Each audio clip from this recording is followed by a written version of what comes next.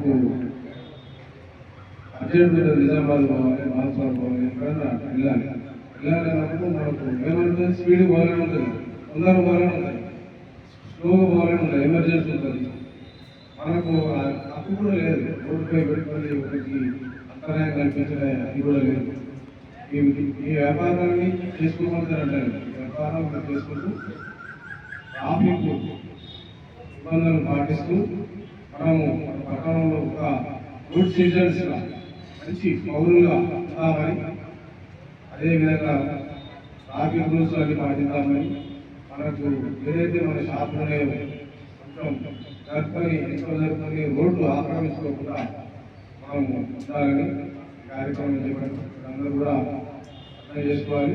అదేవిధంగా రేపు ఎల్లుండి ఈ ఎంక్రోచ్మెంట్ కూడా ఒకసారి మీద సైట్ విజిట్ చేయడం కూడా జరుగుతుంది.